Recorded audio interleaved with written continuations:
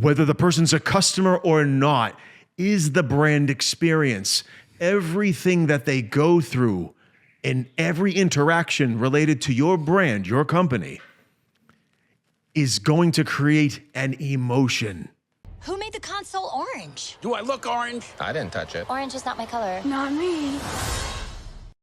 Ah! A new emotion. Wow.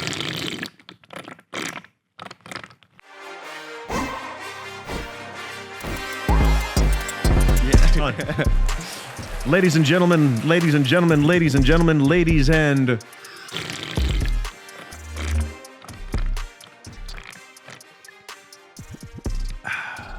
Welcome to a new episode of Real Business Roundtable.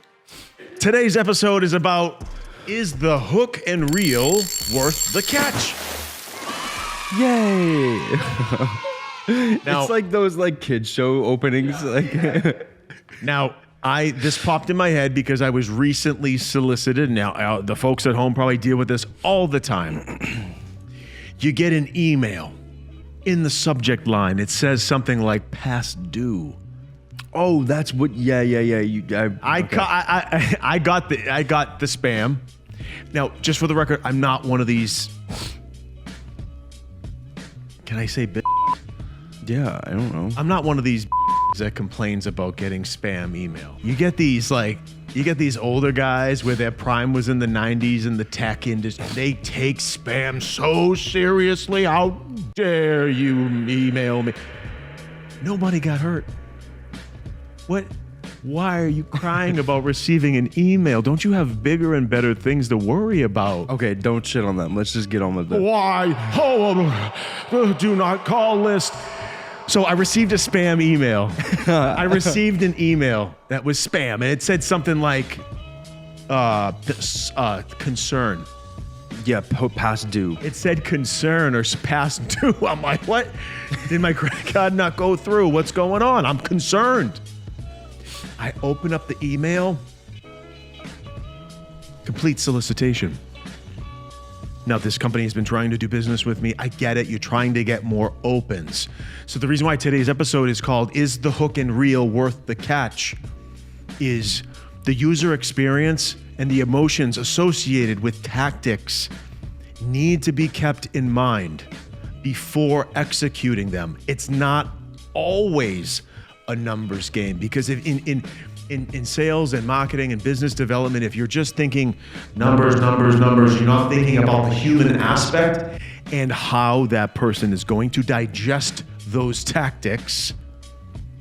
If you're not thinking of those things, you could put yourself in not the best, I guess you could say, brand experience category, where what they're experiencing with all those solicitations and all those drips, and they call them touches, all those touches better give them the right emotions. Feeling, yeah. Yeah, the right feeling. That sounded weird.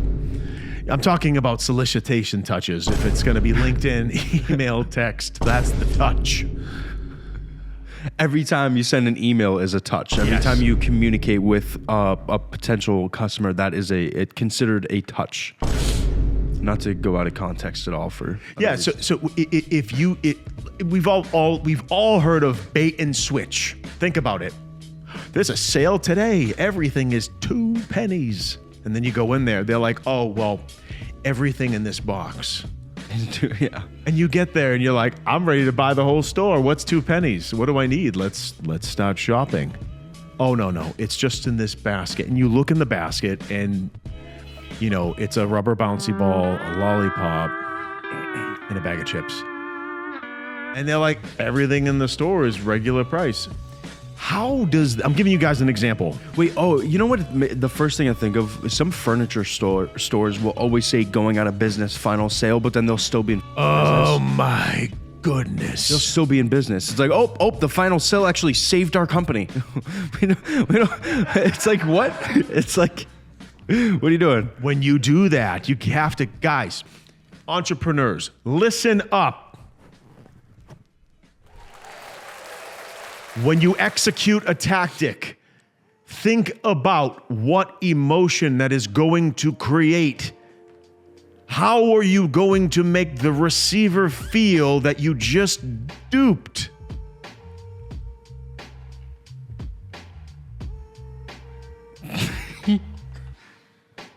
How do you feel when you're duped? Do you feel good? No. No. I don't feel good. If you're the guy with the hockey hair and the cigarette that I always reference, you're going to make a big deal out of that son of a bitch.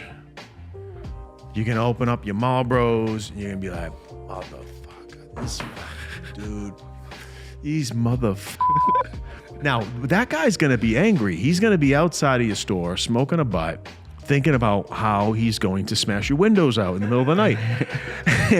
So, but I'm just trying to get at is the feeling that you're making your customers feel, right? That's important. So like some of my clients, if they come to me with something, I try to make them feel good and show them that I care. It's building that trust. Because but the thing I is, do. Yeah. I want them to feel warm and fuzzy, right? If you're doing bait and switch and your subject lines in your emails are complete bullshit just to get them open it up, if you're going to do that, you should lead it with a little bit of the beginning should be an apology. Sorry, I did this. I tried to get you to open it up. And even that might not even work. It's probably not even worth it to do that. But I see these tactics. Dude, I see ads that make you read it and then you're like, if it was something funny and not like if it didn't have any like a little f***ed upness to it, then if it's funny, I'm like, all right. But at the same time, I'm not the type of person to really open up spam. Like if you're trying to reach out to me, I want a personalized approach where you know what I'm looking for. You've done your research, just knowing a biz dev's position. You know what I mean? Yeah. So it's like if someone calls me or sends me a text or he calls me or even sends me a more personalized email, then I'll kind of open it. But spam, I don't really like, it doesn't bother me, but I don't open it. You know what I mean? I just kind of empty the spam folder. And people tend to think that brand experience is related to existing customers. This is farthest from the truth. Your whole entire operation, your business, your employees, your salespeople, everybody across the board, the user experience on your app, your website, everything, whether the person's a customer or not, is the brand experience. Everything that they go through and every interaction related to your brand, your company, is going to create an emotion. Who made the console orange? Do I look orange? I didn't touch it. Orange is not my color. Not me. A new emotion. Wow. A feeling. It could be very mild. It doesn't have to be, oh my God, crying, feed the children type of emotion, but it's the feeling that they're experiencing. It's okay when they click on a page on the website. Can they find what they need very quickly? Or is it this big... It's UX. It's the experience of them going through these funnels. But that will impact how somebody feels. Yeah, 100%. But then if your website is filled with trickery... Or it doesn't and they didn't mean to load click on that. For example, when you see these ads where it's very hard to find the X. To exit out. That shit. That's some bullshit. That's why That is some real hardcore bullshit that just creates a bad emotion. Now, the guy that came up with this strategy, I'm sure that he actually had good intentions. I bet he wants to drive conversions. Yeah, yes, yeah, that's 100%. Hey, I'll tip my hat for trying. But remember, when you create those pop-ups and those ads and it's impossible to, you can't even back out of it unless you opt in. You're committed, pal. People don't like that. That's a bad emotion associated with that user experience. So from email to website experience. You know those email scams where like people would like email you like, I'm stuck on an island, I need like $5,000 to get back. Imagine it opens up like that. Just kidding. Here's a new something like just some it'll make like some that. people laugh, and for me, I'll have a thicker skin with stuff like that because I get it. They're trying to get your damn attention. Yeah. But I'm thinking of the average person. Like, I'm thinking that email was so deceptive that the headline was so deceptive that I said the average Joe or the 90s tech dude that gets mad about spam would be going in his knife drawer at this point. Like, to me, I'm like, a crazy tactic. And I emailed them. It was so funny. I emailed them back and I go, thank you for giving me an idea for this podcast we've been running for how long? It was funny, yeah. I said, any nugget, thank you. Thank you. He copied me on that email and he goes, Jake, this is a good idea. Deceptive something. It was not deceptive, but it was like, like crazy, but like I subject copied lines. them on the email. I was like, this is awesome. They responded back with, we're happy we can help you find a topic for your, but it was like some funny shit. I don't know. It's like obviously, I wouldn't name drop them or shame them, but I don't even know who it was. It was extremely deceptive. And I just said past due something. And when Andy sent it to me, I was like, holy, what is hype this? about that I was stuff. like, what is this shit? I'm so hype about that stuff because I go, I'm always worried about fraud and shit. So I saw that come through on the email and I go, oh shit. I click on what? Yeah. I mean, it's kind of funny, to be honest. What are you doing? You know, this is a good segue to go into like subject lines. Like, what are good subject lines, especially for outreach? Well, what I recommend is putting attention. Now, for a while, I just want to admit one of my faults. For the longest time, I thought attention was ATT. ATTN. I didn't realize it was ATTN. And hey, if you want to make a joke, fuck yourself. So I, for the longest time, I would put ATT on my email. So that was one of my tactics is I would put attention, their name, parentheses, we spoke. Now, I would only do that if we did speak. But that way it would separate me from the other stuff in their email and they go, yeah, we spoke. One thing I do that's interesting is I have some weird like stuff that I do with my email just to keep track of it and stuff, but I'll put my phone number in the front of the email. I'll put like whatever, blah, blah, blah, blah, my phone number, and then like that like line rather than a dash or a parentheses or whatever. I put that line, I can't remember what it's called, and then I'll put like, you know, the company X this or whatever, just like some interesting stuff. They call them breaker lines. Yeah, the breaker lines. I utilize those a lot, but I would put like call me, my phone number. Yeah. And then sometimes it gets people's attention. I've gotten calls a couple times from it, but that's from just cold outreach, or not cold outreach, but just outreach. But yeah, there's so many different subject lines. That's like one of the most important things on an email. Think about. I want everybody at home to think about if anybody ever did a bait and switch. How did it make you feel? Genuinely. I have been at places of business that did a bait and switch with their ad, and I overheard customers go, hey, I saw this ad and XYZ, and then the owner's like, well, they give him the truth, and I could see the customer's face, and it was complete disgust. You don't want your customers or potential customers to feel that. Now, back to what I was saying earlier, is brand experience is not only existing customers. That is a common mistake that people make. It's everybody that interacts with your brand in any way possible. Now, a lot of people run these email marketing campaigns to have, they want top of mind. They'll run ads, they'll do email blasts, they'll sponsor this and they'll do that to be top of mind, which is great. But when your brand is top of mind, you need to remember at what cost and what is your top of mind associated with. Is it in line with your potential customers, your market? Who are you trying to get the attention of? Is it business owners? Is it females age 35 to 40? Who knows? But that demographic needs to be identified. And then you need to kind of put together an idea of, okay, would this resonate with what I'm doing to try to get their attention? Rather than thinking of things so standard and carbon copy and stamp and repeat, you need to customize that tactic in a way that's in line with your target market. Who are you speaking to?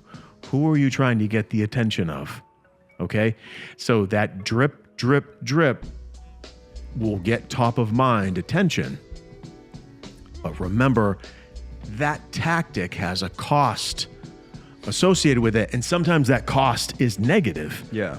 Because, like, okay, so for example, you'll see these nutrition products, these protein bars and protein Pop-Tarts. Ooh, I like Pop-Tarts. I love Doritos. Let me eat these low-carb chips. And then you turn that bitch around and you look at the insanity in the ingredients. Anybody with a brain, especially the fitness community, dude, most of us are looking at ingredients. You're just loading this shit up with what? Oh, 50 grams of cyanide. What? What? I don't want cyanide in my protein bar.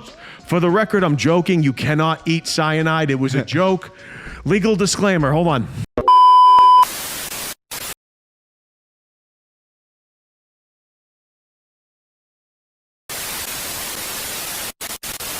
I'm talking about my own personal experience with nutritional products. When I see the Pop-Tart, when I see the low-carb Doritos, when I see all these items, I always look at the ingredients, and then I get upset that I almost bought this product and I could have potentially been slowly poisoned if I got sucked into it, which is why on our top picks episode, I really supported the Jocko brand, because when I turned that bottle around, I saw nothing but wholesome, succulent ingredients. What is the charge? Eating a meal? A succulent Chinese meal? The other thing that makes me crazy is the actual supplements themselves. They'll say, oh, it'll do this. Amino blast. Okay, let's turn it around. Let's see what's in there. And when I turn that around and I see ingredients that don't really make sense to me, I feel deceived. And then I think in my head, like, most of the public that buys this, they don't know. They just see they just buy it. And they don't realize that there's some ingredients here that they really shouldn't be putting in their body. I remember years ago, there was a supplement that mixed 2 fat burners that should not be mixed. I took it. I was an idiot. I was probably 21. I'm in the gym. I had a weird feeling like, what? I started thinking about my loved ones, and I'm like, oh shit! I just did these 100-pound dumbbell rows, and I might be in the ground. I might be in the ground tomorrow. So that gave me such a bad feeling that I got really upset and duped. That why didn't this company do their research that those 2 compounds should not have been? So what I'm trying to get at is the brand experience. Make sure that whatever you use, whatever you give them, whatever you try to do to get that attention that you so desperately want as a business, because it's very important to be on the minds of your potential customers. But always think in your head, like, what am I doing and what's the feeling? You're not a robot. People are human beings. Human beings make the decisions to do business with you. Human beings have emotions and feelings. Think about that. Everything that you buy, everything that you want, sometimes is associated with an emotion, right? Or will give you an emotion by having that thing. Every single brand has a feeling to it. If it's insurance, you want to feel trustworthy. If it's a tech company, you want to feel, like, what is the word? Like, it's another form of trust. Like what is the word that I'm looking for? Robust. It works. It's tried and true. It's, stuff like that. Proven. Yeah. There's different emotions that you want to impress people with when it comes to a brand. And when you are doing types of like email blasts or different types of marketing, sometimes you get rid of that feeling and you kind of make yourself seem like, not adequate because of the way you're doing certain marketing things like email blasts and whatnot. If you're bothering someone, you're creating this emotion that they're annoyed because it's a spam email and this and that. That's why I don't really like emails, especially for cold outreach, because it's like, I'd rather just A lot of the people get pissed off. Yeah, a lot of the people get pissed off. Yeah. Me personally, I don't mind. One other thing that I want to cover is manufactured scarcity. Manufactured scarcity has two sides of it. A lot of you youngsters are probably familiar with resellers, right? It's one thing if a reseller buys up all the stock, the inventory, and resells it for a profit. Okay. Doesn't really, sit that well with me, but I get it. You gotta make your money. But, a big but. I like big butts and I cannot lie. Scarcity created by the manufacturer, that is a different story. I'm not going to say the name of the brand, but I've completely wrote off a specific brand for manufactured scarcity. It was a product. It was an item that I wanted. You guys probably know what I'm talking about. You put your name in for the waiting list, and they're like, No, I don't think. "Oh yeah, 2 years." Say it. 2 years, you're gonna get it. I after the 3 years passed, I go, I never, ever, ever want one of your watches ever for the rest. Oh, okay, yeah. I just put it out there. Yeah, whatever. No, because it's all games. It's all games. Yeah. I went into a boutique once just to laugh. I'm like, hey, you guys are open, and it just says display only. For display only. You can't buy one. I don't care what anybody says. Anybody says. The frustration, the emotion associated with that bullshit tactic, you can do it to an extent. If you give people a 2-year waiting list to get a certain watch, it's not a cheap watch. I get it. Okay, let's deliver it in 2 years. You're talking about those Don't high-end make watches. somebody wait 1,000 years. What planet do you think this is? They go, oh, wow, why? Too many games. Too much manufactured scarcity. It's one thing if a product is super popular and a bunch of people buy it and it's hard to get. Okay, all right. But if you're purposely holding it back and you're like, nope. Yeah, but like- what I'm trying to get at is the emotion that you're Yeah. creating with your brand by going, I get what you're saying. Yeah. there is a such thing as overdoing it.